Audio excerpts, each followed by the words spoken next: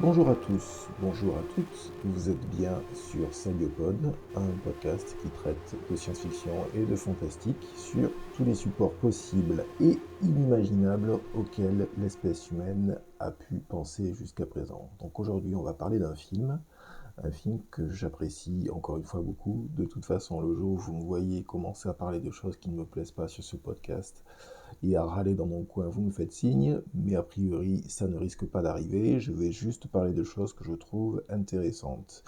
Et ce film, c'est Bienvenue à Gattaca, ou Gattaca, tout court pour la version anglaise. C'est un film que j'apprécie énormément parce que il fait beaucoup de choses en finesse. Donc c'est un film qui a été réalisé par Andrew Niccol. C'est un film qui est sorti en 1997. Et pour faire très court, c'est l'histoire d'un ruffian, c'est l'histoire d'un outsider, c'est l'histoire d'un underdog, comme disent les anglo-saxons en effet, qui se fait passer pour l'homme génétiquement parfait afin de partir accomplir une mission spatiale. Donc ça c'est vraiment très court, puisque c'est une présentation du personnage principal, Vincent. Ce qui est aussi très notable dans ce film et que j'ai vraiment beaucoup apprécié, c'est il y a une vibe très particulière, il y a une ambiance très particulière, puisqu'on a l'impression d'être pendant les années 50. Tout l'environnement est très épuré, on voit, il n'y a pas quelque chose qui dépasse, il n'y a pas un détritus, il n'y a pas de ton délavé.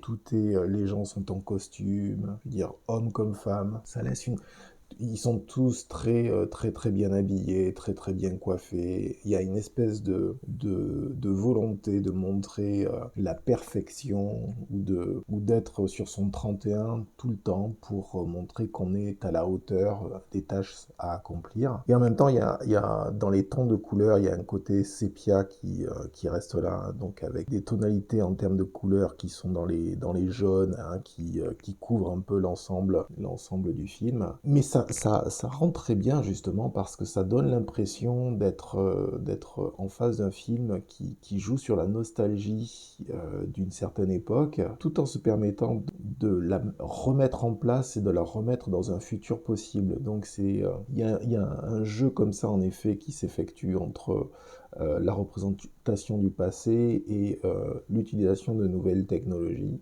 Mais néanmoins, c'est vrai qu'il y a vraiment un côté très lisse, donc que ça soit pour la manière de s'habiller, donc avec les vêtements, les chapeaux. Et il y a un côté, en effet, suranné des images proposées du fait de la colorimétrie qui a été utilisée pour étalonner ce film, quoi. Il y a aussi, et c'est là où les aspects futuristes ou les aspects science-fictionnels, selon comment on veut en parler, puisque bon, ce film a quasiment presque 30 ans maintenant, donc presque 30 ans, puisque 97. C'est les éléments de la société de surveillance qui sont quand même bien marqués, puisqu'il faut montrer patte blanche quand vous travaillez dans cet univers que ce film nous propose. Et pour montrer patte blanche, il faut tout simplement donner une petite partie de votre ADN à des fins de vérification. Donc c'est très particulier, puisqu'en fait, c'est une sélection. Les sélections concernant le travail s'effectuent en fonction de votre génétique. Donc c'est le propos du film initialement. C'est-à-dire que si vous ne voyez pas très bien, si vous êtes un peu myope, si vous avez des problèmes cardiaques, cardiovasculaires, si vous avez des fatigues extrêmes ou je ne sais de quel ordre, si en tout cas vous êtes en termes de santé, vous êtes pas très en forme et que ça peut se repérer vis-à-vis de votre patrimoine génétique, vous ne pourrez pas accéder aux meilleurs emplois qui sont proposés à l'humanité dans ce film. Et ce qui est absolument génial, justement pour cette histoire, c'est qu'ils ont pris, le réalisateur, qui est aussi le scénariste d'ailleurs, a pris l'histoire ce que j'ai appelé un ruffian, c'est-à-dire c'est quelqu'un qui donne toutes les apparences de la personne parfaite, qui s'insère parfaitement dans cet univers, alors qu'en fait, c'est bien entendu quelqu'un qui fait de la fraude, qui fraude sciemment, parce que il faut comprendre qu'on est dans un monde qui vous oppresse. on est dans un monde qui vous opprime sans cesse et que malheureusement tricher est parfois la seule manière de s'en sortir. Et ça c'était assez pertinent à remarquer, d'autant plus que c'est pas la dernière fois que Andrew Niccol va faire un film de ce type. Il en fera d'autres que j'ai aussi beaucoup apprécié. Il y a une chose aussi que je tenais à signaler, c'est que, alors certes, tout l'essentiel du casting, ce sont... quoique c'est pas vrai, non, mais en fait, les stars qui portent, en tout cas, effectivement, sont des stars. Enfin, on a l'impression d'être dans un environnement quand même assez wasp, hein, assez white, hein. On a l'impression, mais en fait, c'est une fausse impression, puisque vous avez des acteurs noirs, beaucoup moins connus, certes. Vous avez une actrice d'origine asiatique, notamment au départ. Mais pour tout le reste du film, on se concentre sur un quatuor d'acteurs qui, bon, mais qui sont ce qu'ils sont, quoi. Mais ce que je voulais signaler par rapport à ça, c'est que si on fait bien attention, si on s'extrait du casting en lui-même, on se rend compte que l'ethnicité des personnages n'a absolument aucun intérêt. C'est-à-dire, quelle que soit la couleur, l'origine, la culture des personnages en question, le film et le scénario fonctionnent avec, je dirais, d'une manière universelle. Et ça aussi, c'est un des éléments que j'ai trouvé fortement intéressant, parce qu'il y a parfois, c'est pas toujours évident d'arriver à faire un film avec une portée universelle, quel que soit finalement le type de personnage. Alors, bien sûr, on pourrait mettre en place un certain nombre de critiques en disant ça fait référence aux années 50, donc il y a un certain look pour les personnages, etc. Certes, c'est vrai, mais il n'empêche que on pourrait refaire ce film maintenant avec des personnages qui viennent de Tombouctou. Je pense que ça serait d'ailleurs assez comique à faire. Finalement, on se retrouverait avec toujours la même portée universelle pour l'histoire qui a été pondue pour ce film. Donc ça, je dis bravo pour en tout cas être arrivé à mettre en place une histoire de ce type dans le contexte en particulier qu'ils ont produit et dans lequel il a été produit. Donc Gattaca, pour continuer à vous expliquer un petit peu ce que fait le personnage principal, Gattaca est une université où on apprend à planifier des missions spatiales. Alors tout le monde est en costard-cravate ou presque, tout le monde est sur son 31, tout le monde est devant son ordinateur à mettre en place les planifications de missions, à faire les calculs nécessaires, etc. Il s'avère que notre personnage a des problèmes cardiovasculaires importants et des problèmes de vision. Donc en fait, il est d'office, il est interdit dans le sérail de cette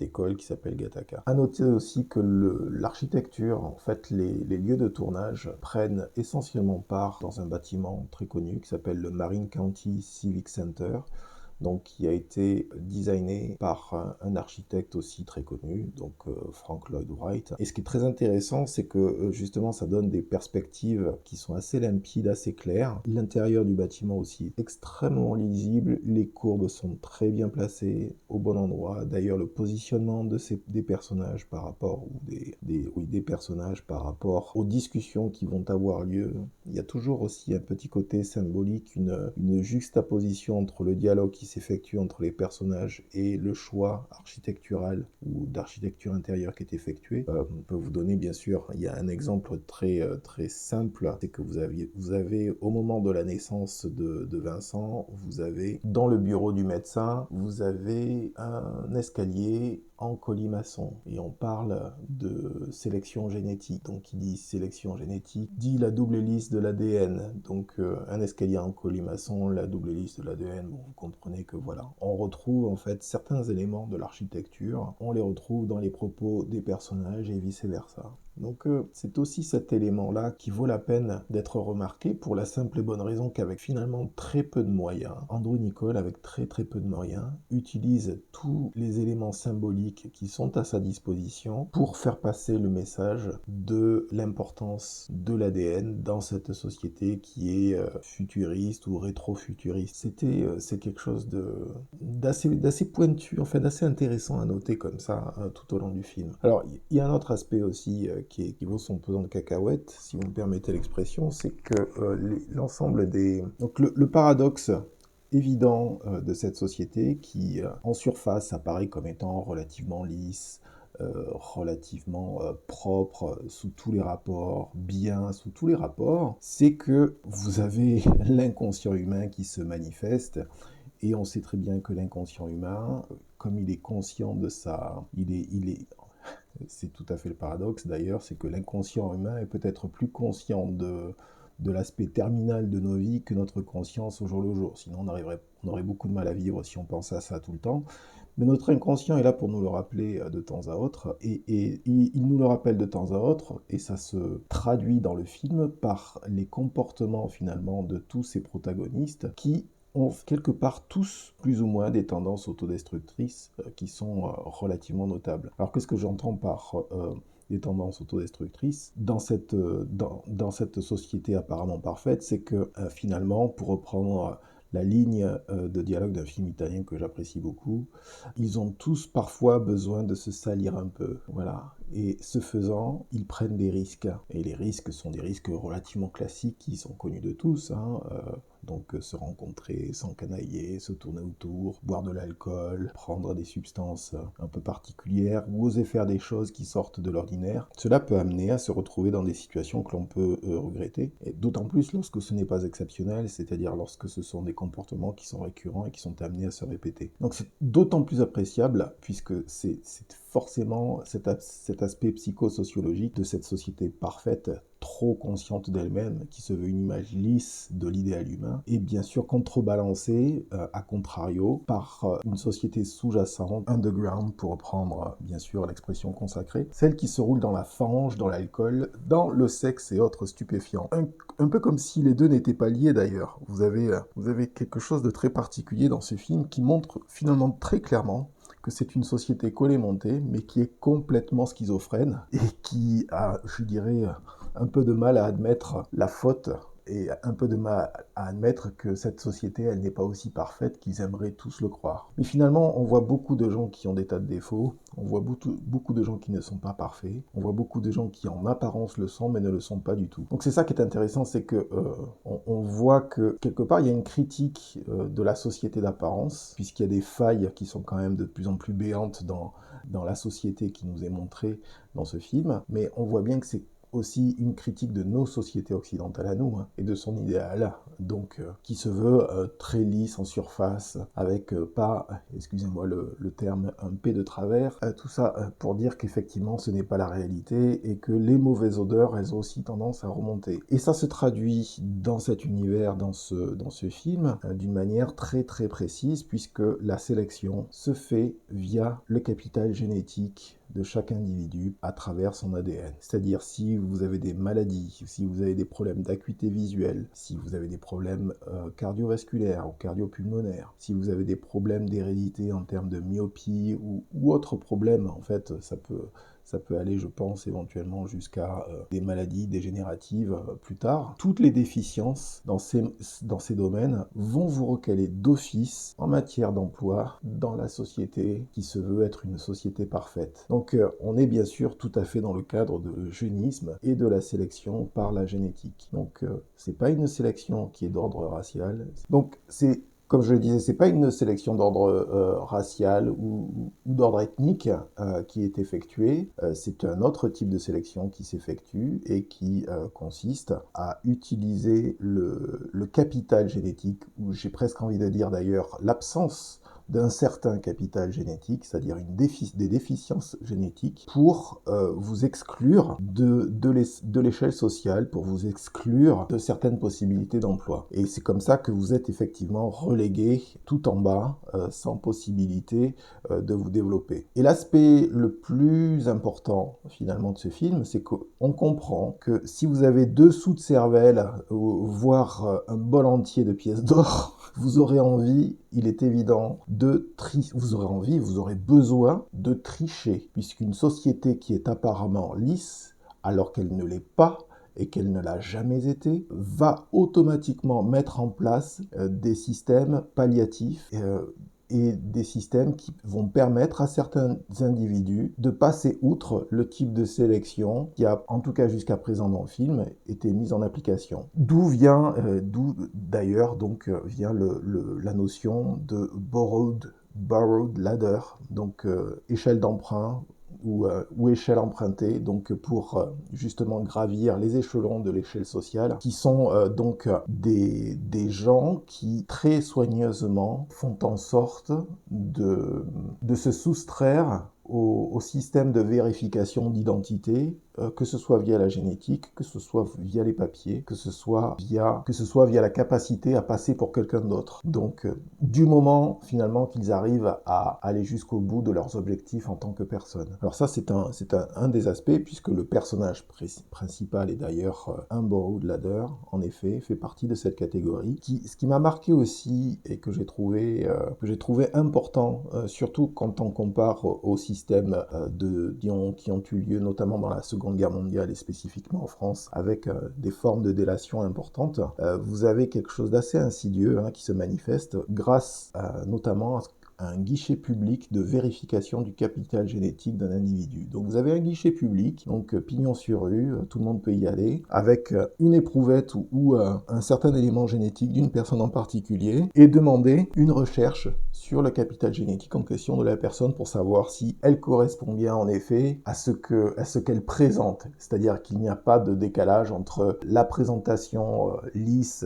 et de surface de cette personne et finalement la profondeur biologique qu'elle est censée représenter. Donc tout le monde peut checker l'ADN de n'importe qui, du moment que vous avez un élément, une trace organique à votre disposition. Ce qui m'a fait d'ailleurs penser, en effet, que cet aspect de l'identité biologique, dans une société de surveillance, et je pense notamment à la nôtre, surtout comparé donc à ce qui se fait maintenant en termes de capacité à récupérer des éléments d'identité via une puce, ou des éléments via votre téléphone, que ce soit en termes audio, que ce soit en termes vidéo, que ce soit donc de différentes manières. Quand on fait cette comparaison avec notre société, c'est justement un des aspects les plus flippants du film, parce qu'il faut quand même se rendre compte que c'est un film qui a une trentaine d'années, mais que si on lui applique les technologies auxquelles nous avons accès maintenant, notamment en termes d'informatisation de la société, de capacité à récupérer des informations, des données précises d'un individu via des signaux et des émissions-réceptions de signaux qui sont relativement rapides, on se rend très vite compte que les choses, si en plus vous avez l'accès au capital génétique de quelqu'un, avec tout ce que cela suppose, encore une fois, parce que c'est presque... Le capital génétique, c'est votre histoire, mais c'est votre histoire biologique, c'est-à-dire d'où est-ce que vous venez, qui est-ce qui vous a fait, qui sont vos grands-parents, vos arrière-grands-parents, etc., etc., de quelle zone géographique vous venez. Donc ça va très très loin. Et donc, dans ce sens-là, je pense que le film est d'autant plus d'actualité à cause de ça, parce que... je vais vous donner une petite aparté dans ma vie. Je viens de refaire mes papiers d'identité là, et donc bon, il y a tout un processus pour prendre vos empreintes, etc. Ce qui de toute façon était d'ores et déjà le cas il y a plus d'une dizaine d'années. Là n'est pas le souci, mais je me suis dit, parce que là on a fait les vérifications d'empreintes ont été effectuées avant et ensuite après, c'est-à-dire qu'ils ont vérifié mes empreintes après pour me délivrer mes papiers d'identité. Mais je me suis dit, mais jusqu'où ça peut aller ça? Parce que si on fait comme dans Bienvenue à Gattaca, en effet, où on prend une toute petite piqûre de votre sang pour, en effet, bien savoir d'où est-ce que vous venez, qui vous êtes, quelles sont vos propriétés biologiques. Je veux dire, la personne qui était en face de moi, quand je lui ai dit ça, parce que je lui ai dit ça sur le ton de la plaisanterie, vous savez, sans finalement aller trop loin, mais je lui ai dit, mais on va aller jusqu'où maintenant comme ça pour reconnaître l'identité de quelqu'un? Je lui ai dit, dans pas longtemps, vous allez quoi, récupérer aussi le capital génétique de quelqu'un? Et vous savez bien sûr qu'est-ce qu'a dit cette personne? Elle dit, peut-être dans le futur. Donc voilà, jusqu'où ça peut aller, parce que là on rentre aussi dans un autre cadre, c'est-à-dire on rentre dans le cadre où en tant que citoyen d'un pays, vous devenez presque la propriété du pays en question et des administrations et des gouvernements qui sont à la tête du pays en question. C'est aussi de ça qu'il s'agit, c'est-à-dire d'avoir une visualisation en temps réel de où vous êtes, de qui vous êtes, d'où vous venez, de qu'est-ce que vous coûtez et surtout aussi de qu'est-ce que vous rapportez bien sûr à la société. Donc je pense que c'est en partie pour ça d'ailleurs que j'ai décidé de revoir ce film et d'en faire un petit récap avec vous. C'est parce que justement il y a ces aspects-là et que, je veux dire, ça peut aller très loin. C'est d'autant plus d'ailleurs aussi valable, c'est que ce film tient compte de ce fait-là, mais dans le sens où il y a une enquête policière, c'est-à-dire qu'il y a eu un meurtre, et donc comme ils ont accès au capital génétique de tout le monde, effectivement, cette investigation policière va permettre de récolter un certain nombre d'échantillons génétiques pour savoir s'il y a des gens qui ne sont pas conformes à la réalité et aux standards qui sont dans l'école Gattaca. Alors la chose peut-être qui m'a aussi, au-delà des thématiques qu'on explorées dans le film, une des choses que j'ai énormément apprécié, qui m'a fortement marqué, puisque quand le film est sorti, j'avais 25-26 ans, je l'ai vu au cinéma d'ailleurs, c'est l'exposition de la discipline qu'il faut avoir pour dépasser le capital génétique qui est le sien. C'est-à-dire que finalement, on est tous à partir du moment où on est mis au monde, on a un ensemble d'éléments, de facteurs génétiques primaires et secondaires, et on doit faire avec, c'est évident. Mais ce qui est intéressant, c'est pas tant ça, parce que ça c'est une base finalement, c'est une fondation. Et ce qui est intéressant dans le film, c'est de voir que ce n'est pas, à contrario de la société dans laquelle se situe le film, le personnage principal montre bien que ce n'est pas votre capital génétique qui vous définit, c'est votre volonté de vous surpasser, c'est votre volonté de vous dépasser, plutôt que de s'auto-détruire ou de se gaspiller et de se gâcher l'existence dans finalement des expériences qui sont très éphémères et qui parfois sont aussi très artificielles, malgré le côté apparemment fun et souriant de tous dans la situation à un instant T, quoi. C'est-à-dire faire la fête, c'est très bien. Dire on a tous besoin de s'encanailler de temps à autre. Mais pris dans certains excès, c'est plus la fête, c'est presque un travail, quoi. C'est-à-dire c'est presque, comment dire, une partie d'une échelle sociale si vous faites que ça. Et c'est des choses que j'ai connues plus jeune, certes, bien moins maintenant, mais je me rappelle bien sûr avoir fait des tas de fiestas, donc entre 18 et 25 ans, et d'avoir vu des personnes de manière récurrente dans ces endroits-là, et de les avoir croisées 10 ans plus tard, et de voir finalement à quel point ces personnes avaient pu se détruire dans ce processus où finalement leur existence se formalisait par le fait que ces personnes rencontraient telle et telle autre personne dans tel et tel endroit pour prétendument s'amuser, mais que en fait c'était presque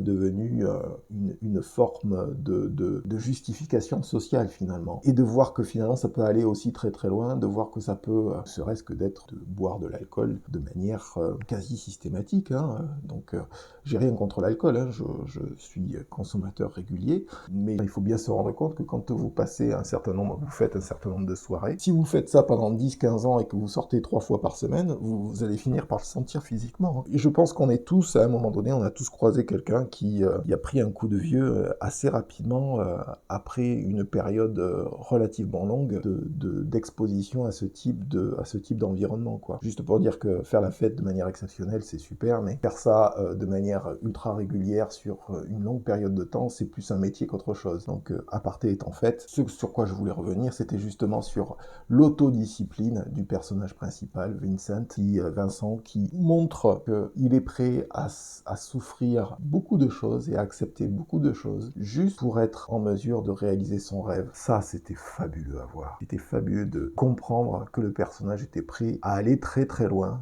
que l'investissement personnel qu'il effectuait via ses sacrifices pour aller jusqu'au bout de lui-même, c'était la chose la plus importante qu'il soit. Voir que il y a un ensemble de conditions et un ensemble de contraintes qui sont tout autour de lui, qu'il n'est pas nécessairement en mesure de contrôler, ça aussi c'était intéressant. Et c'est d'autant plus intéressant, c'est que effectivement c'est le personnage principal, effectivement c'est quelqu'un qui triche vis-à-vis de la société dans laquelle il se trouve, mais il y a aussi un sous-texte qui est très très clair à travers le film, c'est que beaucoup de gens dans cette société ultra léchée, ultra lisse, n'apprécient pas ce système et se battent et trichent sciemment pour tordre le cou à cette sélection génétique. Et que les borrowed ladders, finalement, ce n'est que l'épiphénomène. Ces échelles d'emprunt ou ces échelles empruntées, ce n'est qu'un épiphénomène de ce qui se produit dans la société, où il y a des courants, finalement, d'une certaine manière, des courants politiques sous-jacents, avec un certain nombre de gens et de groupes qui sont là pour falsifier les identités, mais pas que. D'autres personnes participent et sont même prêtes à aller jusqu'au meurtre pour que leurs objectifs s'accomplissent. Et il y a, d'une certaine manière, une vraie résistance contre l'ordre établi, basée sur la génétique, plutôt que la notion de mérite et de talent. Et c'est en cela que ce film est profondément intéressant et bon à regarder. Petit aparté sur les notions de mérite et talent, puisque ce sont des choses qui sont énormément exposées ou énormément mises en avant dans les sociétés dans lesquelles nous sommes, sous prétexte que c'est le travail, le mérite et le talent qui font que vous arrivez à certaines situations. Or, on sait tous très bien que les conditions et les préconditions dans lesquelles vous êtes né ont aussi une importance relativement grande dans le destin qui va être le vôtre. Donc aussi ne pas oublier cet aspect-là, le mérite, la notion de talent et la notion de talent sur lesquelles on se met à l'ouvrage, c'est-à-dire on travaille sur son talent. Ce sont des choses qui sont comme des tas de personnes, vous avez certainement dû entendre parler de cette notion qu'il faut, quand on a du talent, il faut passer 10 000 heures environ sur le temps en question pour commencer vraiment à percer en tant que personne talentueuse. Certainement vrai, mais ne pas oublier, hélas, on est obligé aussi, surtout à notre époque avec des technologies qui évoluent extrêmement vite, on est aussi obligé d'avoir l'œil là-dessus et de se rendre compte que se poser la question de est-ce que ça vaut le coup d'approfondir un talent en particulier plutôt qu'un autre vis-à-vis des contraintes civilisationnelles d'une certaine manière, sociales et socio-économiques dans lesquelles on se trouve. Ça aussi, je pense que c'est un questionnement qu'il est bon d'avoir. C'est d'autant plus quelque chose qui est bon d'avoir, c'est que nous sommes à une époque où tout est fait. Alors c'est une critique purement personnelle et c'est une opinion purement personnelle. J'espère que vous pourrez ou vous saurez m'en excuser, mais tout est fait pour favoriser, en tout cas dans le monde francophone, j'ai presque envie de dire, tout est fait pour favoriser la médiocrité, les postures disciplinaires et d'autoritarisme. Et que, en fait, on est dans une société du conformisme, de la norme et de la conformité. On n'est pas dans une société de la liberté individuelle, de la capacité à se développer en tant que personne. Nous sommes à l'heure actuelle dans des sociétés qui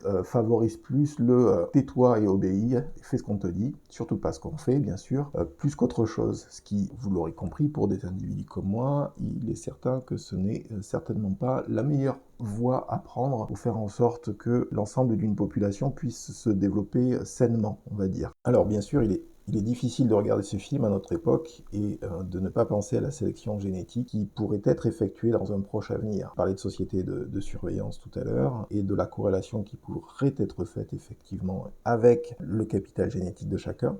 D'autant plus que notre compréhension du matériau humain est de plus en plus grande, hein, faut pas non plus l'oublier. L'éventail de thérapies géniques s'agrandit ou va s'agrandir rapidement du fait de l'utilisation des ordinateurs qui permettent et de l'intelligence artificielle qui permettent en effet de mieux comprendre l'ADN humain, en tout cas de désassembler les protéines humaines pour mieux comprendre leurs fonctions. Tout ça est dans l'air du temps, hein. Il faut quand même être très conscient de ça. Il ne faut pas oublier aussi les capacités de procréation assistée. Je vais un peu au-delà du film, hein, parce que je pense que c'est important d'avoir des pistes de réflexion sur ces éléments-là. Les capacités, donc, comme je le disais, de procréation assistée sont d'ores et déjà développées, même si pour certaines elles sont interdites sur certains territoires, pays en Europe et ailleurs aussi, bien sûr. Mais si on se met par exemple éventuellement dans ce que l'on est en train apparemment de vivre, notamment au Japon, en partie en Europe, dans une situation de déclin démographique extrême, moi la question que je me suis posée, c'est, enfin bien sûr, c'est une hypothèse, c'est purement conditionnel, mais c'est important, je pense, de se poser la question, qu'est-ce qui empêcherait une nation entière de mener à terme des fœtus humains in vitro au terme de leur développement? Si on se retrouvait dans une situation extrême de déclin démographique, qu'est-ce qui empêcherait un gouvernement de se dire, les banques de sperme et les banques d'ovaires qui sont donc à notre disposition chez les médecins, on les réquisitionne et on décide maintenant de faire des fœtus in vitro et de les mener à terme, afin de renouveler les générations précédentes. Je veux dire, vous voyez, c'est-à-dire que on n'est plus dans la décision individuelle ou de deux êtres humains qui décident. Il y a un glissement en fait qui s'effectue, que je trouve très malaisant quelque part. Il y a un glissement qui s'effectue où la technologie, elle est là, à disposition, qui permettrait de créer des êtres humains à partir effectivement de matériel génétique reproductif humain.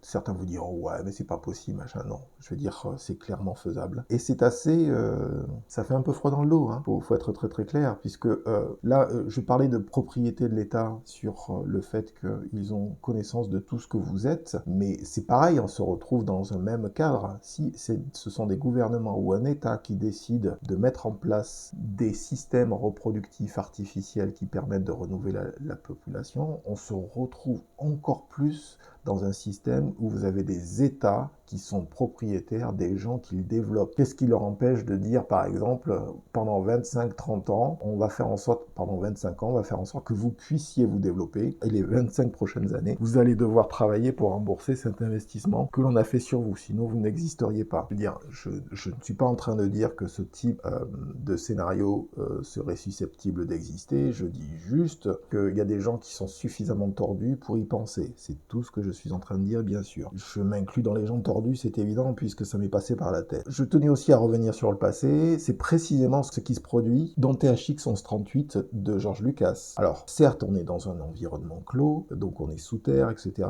mais effectivement, la population est créée de manière artificielle pour renouveler les générations précédentes. Donc, ne pas oublier cet aspect-là. Ce dont je parlais juste précédemment, avant cet exemple, c'est que effectivement, un gouvernement pourrait faire la même chose à l'échelle d'une nation. Je ne dis pas que c'est quelque chose de souhaitable, hein. Je dis juste que c'est une possibilité, que dans un avenir plutôt proche, rien ne saurait l'arrêter techniquement, sauf finalement des préoccupations d'ordre éthique. Et bien sûr, la question aussi qu'il faut se poser, c'est est-ce que celle-ci d'ailleurs, ces préoccupations d'ordre éthique, survivraient-elles aux besoins de survie de l'espèce ou aux besoins de renouvellement de la population? Que les gens, peut-être que ma réflexion va un peu trop loin, peut-être, mais je ne pense pas. Je pense que ce sont des choses qui, avec les problèmes, l'ensemble des problématiques que nous vivons à l'heure actuelle, mais en partie la démographie, fait que sachant que c'est pareil,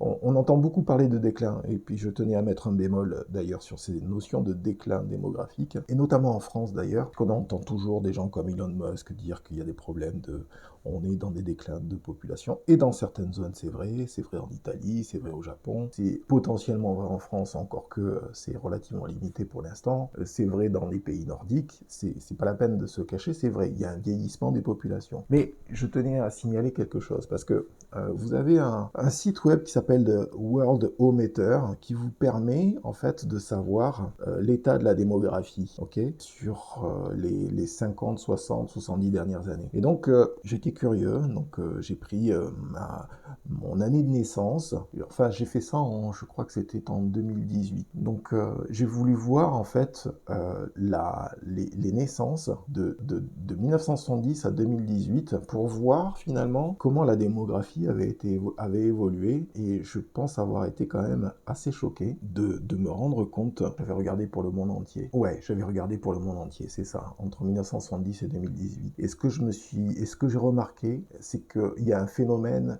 dont personne ne parle dans la presse. Tout le monde est en train de dire faites des gamins, mais personne ne veut parler dans la presse que la population mondiale a doublé en moins de 50 ans, ok?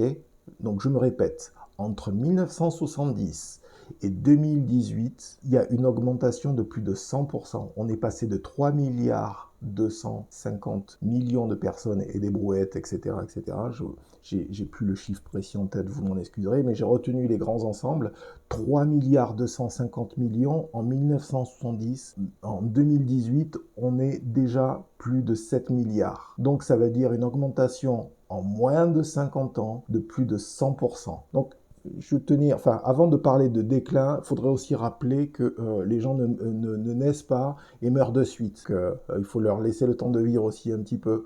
Donc, rappeler que l'augmentation de la population sur les 55-60 dernières années a été extrêmement importante, et qu'avant de parler de déclin de la population, parce que ça peut être un déclin provisoire, ce n'est pas nécessairement un déclin qui est de nature à rester, on n'en sait rien pour l'instant, mais il est quand même important de rappeler que l'augmentation de la population, elle a été statistiquement factuelle. C'est pas quelque chose que quiconque qui peut passer à côté de ce fait de société. Donc ça aussi, c'était, je pense, important à rappeler, avant de faire dans le déclinisme, dans toutes les théories un peu, si vous me permettez, un peu stupides, qui viennent de l'extrême droite en disant le grand remplacement, etc., etc. Je voulais noter que la figure du ruffian en français, du personnage underdog, juste, est une figure assez importante dans la filmo de Andrew Nichols. C'est pas le seul film. Je pense que par la suite, je vais parler de In Time ou Time Out, selon que ça soit le titre français ou le titre américain, ce qui est assez rigolo là aussi dans les choix des titres. Mais bon, ça a toujours été un peu du n'importe quoi. C'est un autre sujet. Donc ce personnage qui va, dans sa filmographie, ce personnage qui va transgresser les règles de la société pour survivre, voire progresser. À noter que dans Gattaca, alors oui, il y a un petit aparté aussi à faire en termes ethniques dans Gattaca, c'est que, et pas que dans Gattaca, dans la filmo de Nicole, c'est que les personnages gardiens de la société, donc le médecin, le chargé des ressources humaines, sont tous de couleur. Donc il y a un petit message concernant les aspects génétiques qui sont un petit message subliminal avec quelque chose d'un peu louche, mais pas nécessairement. Mais c'est quand même là, et c'est difficile à laisser passer, parce que ça se trouve néanmoins dans le film en question. Je suis pas du tout en train de dire, hein, encore une fois, qu'Andrew Niccol est quelqu'un de raciste. C'est pas du tout le cas, puisque j'ai bien commencé le film en disant que ce que j'apprécie dans ce film, c'est qu'il a une valeur universelle, quelle que soit la couleur des personnages en question. Mais c'est intéressant qu'il le fasse, qu'il fasse passer le message de cette manière-là, puisqu'on sait très bien que, enfin, c'est pas comme si les Américains ou les États-Unis n'avaient pas eu des règles assez particulières et des divisions sociales basées sur l'ethnicité. Donc, c'est marrant de voir qu'il y a dans ce film, il y a des renversements qui sont effectués, même si c'est le capital génétique, en fait, qui différencie les gens. Voilà. Donc je pense avoir fait un tour, enfin j'espère en tout cas avoir fait un tour assez étoffé du film en question. J'espère que, enfin si vous l'avez pas vu, vraiment je vous le recommande parce que c'est un film qui a pas mal de subtilité, qui est très esthétisant, qui est très bien fait. Il n'y a pas beaucoup d'effets spéciaux, il n'y avait pas besoin d'en faire beaucoup. C'est clairement un film de scénariste. Hein. Faut pas oublier que c'est Andrew Nichols qui a écrit et réalisé le film en question, ce qui prouve aussi qu'on n'a pas besoin de faire dans le spectaculaire, dans le fait de mettre des effets spéciaux partout pour faire un film qui vaut la peine d'être vu. Voilà, donc j'espère que vous avez eu une bonne écoute et je vous dis à très bientôt. Au revoir.